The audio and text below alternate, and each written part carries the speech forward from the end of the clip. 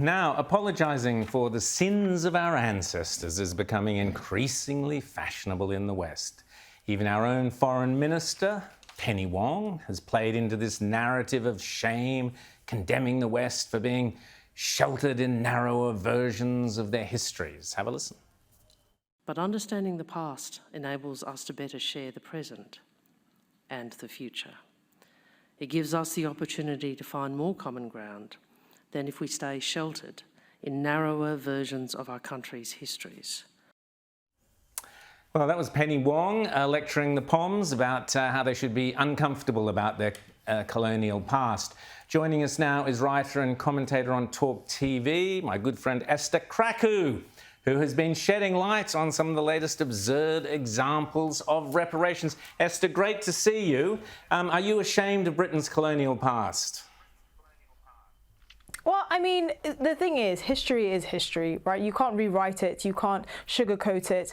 The reality stands as it stands. But I find that a lot of people that call for sort of reparations around sort of slavery reparations, for instance, take a very ahistorical view of sort of the British Empire, colonialism, but also slavery as well, and its kind of place in human history. Slavery is nothing new to the human condition. And I think the way that, it's discussed as if, someone of present day owes someone of present day who never experienced slavery some sort of reparations is absolutely ridiculous. I'm not sure if you were made aware of the example in the UK, particularly with this debate, but the BBC's very own Laura Trevelyan of the very well-known Trevelyan family has paid £100,000 to the Grenadian government as a form of sort of slavery reparations for the fact that her family owned 1,000 slaves across various plantations on Grenada. And the irony was that the actual compensation that her family received for ending sort of slavery or to getting rid of their slaves was around, in today's money, £3 million.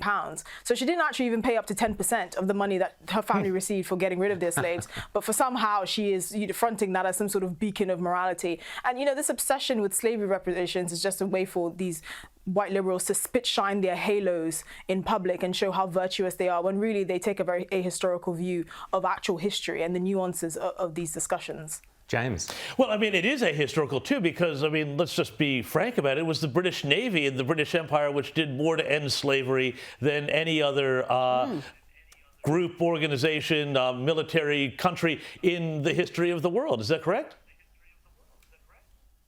Well, yes, absolutely. And, I even made the point in my piece that I wrote for the Daily Mail that, another jurisdiction that's called for slavery reparations is San Francisco recently, who's called for millions of dollars to be freed up for black residents as a form of slavery reparations. I actually have family that live in San Francisco and we're part of the Akan tribe in Ghana. The Akans actually made a lot of money off the slave trade, and it didn't actually end until the British staunchly said, we're not going to be buying more slaves off you, and forcibly ended it in that part of the world. Wouldn't it be ironic for them to now receive slavery reparations even though their ancestors were enriched by the slave trade? These are the kind of nuanced discussions that we don't have. Even Ethiopia, for instance, formally ended slavery after pressure from the British I think in the mid-1940s, right? They were one of the latest African societies to end slavery. So this idea that, history is not nuanced and that for some reason white people have been casted as these sinful slavers and should pay some reparations is completely ahistoric, and it completely misses the nuances that in that same vein, there's so many people in Britain that could claim slavery reparations for the Norman Conquest, or for, Irish people for the Irish famine, or, even black Africans for the Arab slave trade of black Africans, which was far more brutal than the transatlantic slave trade. There's so many instances in history where this, which demonstrates how nuanced this discussion is. And it was good to see some pushback then when we had Penny Wong make those comments in London.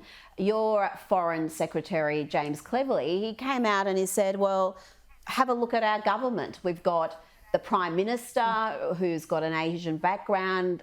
James Cleverly himself has got an African background, and I think the Home Minister's also got an Asian background. So isn't that proof that there is equal opportunity and we don't need to talk about reparations, that anyone can become leader of a country?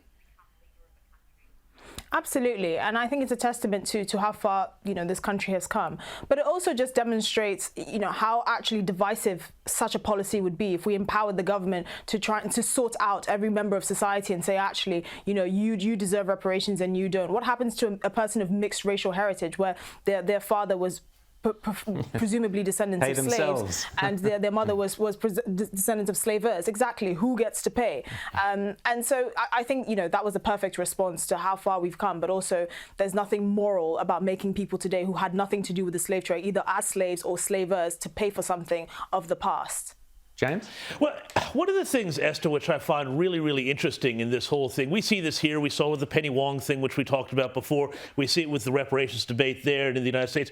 Much of this seems to be an attempt to undermine the entire, Anglo-Saxon, for lack of a better term, heritage of Britain, the United States, and Australia.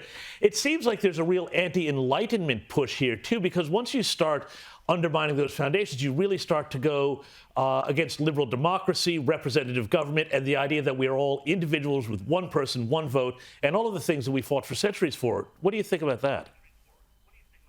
Well, I think that's a very fair argument, but I think, you know, it boils down to the fact that this is just greed. There's such an intellectual incoherence with many of the proponents of slavery reparations these days that it just boils down to greed.